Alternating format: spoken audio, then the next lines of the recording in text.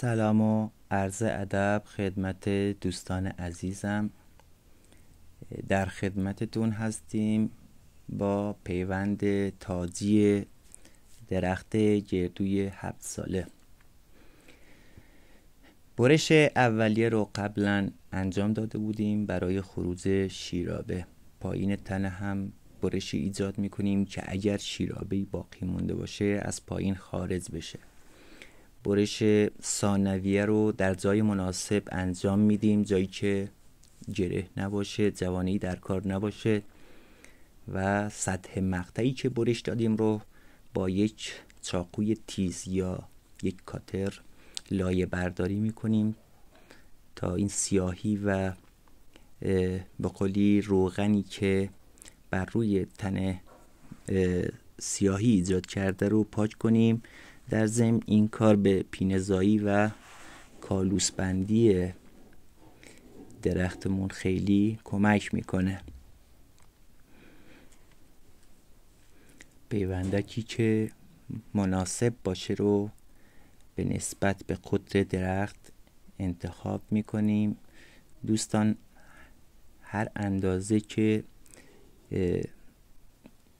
قطر درخت تنومندتر باشه، قطورتر باشه، بهتر هست از پیوندکی که قطر بیشتری داره استفاده کنیم و طبق تجربه چندین ساله رشد پیوندک هایی که قطر بیشتری دارن به نسبت به پیوندک هایی که قطر کمتری دارند بیشتر هست. پس به نسبت به قطر اون درخت پایه پیوندک انتخاب کنیم.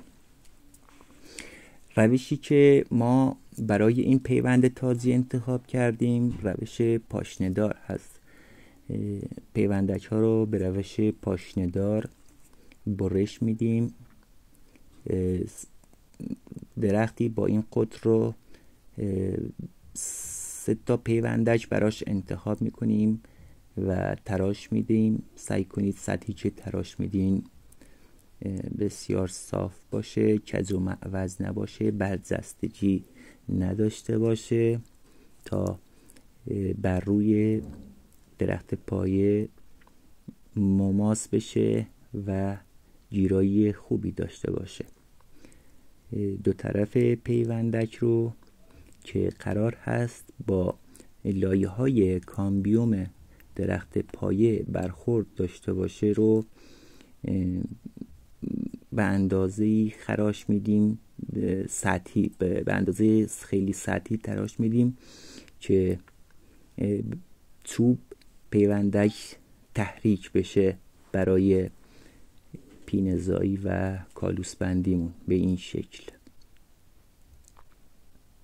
خیلی سطحی این کار رو انجام میدیم.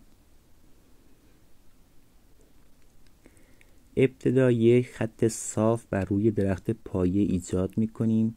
سپس با پیوندک اندازه‌ای که باید برای پیوندک،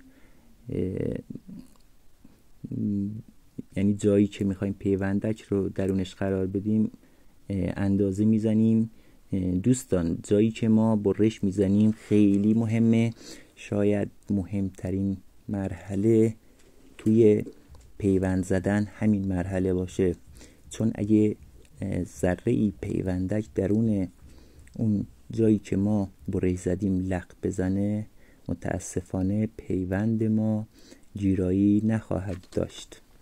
خیلی از کسانی که پیوند میزنن و تمامی مراحل را طی میکنند ولی نهایتاً پیوندشون گیرایی نداره، به این خاطر هست که اندازه هایی که میزنن دقیق نیست.